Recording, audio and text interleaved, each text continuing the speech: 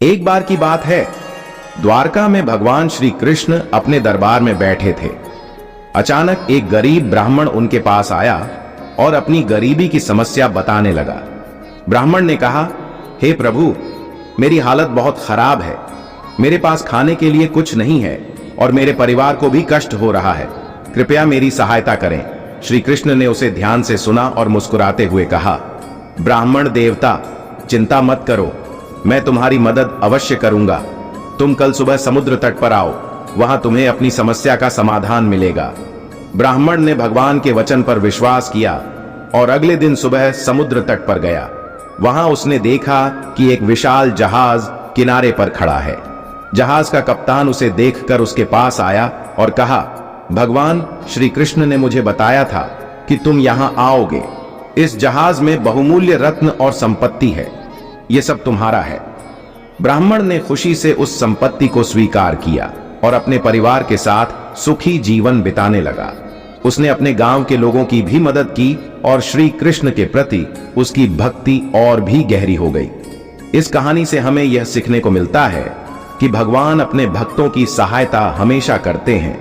बस हमें उन पर विश्वास रखना चाहिए और धैर्य पूर्वक इंतजार करना चाहिए। द्वारका नगरी में जब श्री कृष्ण और उनके सखा अर्जुन एक बार घूम रहे थे तो उन्होंने एक साधु को देखा। वह साधु हमेशा भगवान का नाम जपते रहते थे, लेकिन उनका स्वास्थ्य बहुत खराब था। अर्जुन ने श्री कृष्ण से पूछा, हे मधुसूदन, यह साधु तो दिन रात आपका नाम जपते हैं, फिर भी इन्हें इतनी परेशानियां क्यों झेलनी पड़ती हैं? श्री कृष्ण मुस्कुराए और अर्जुन को साधु के पास ले गए।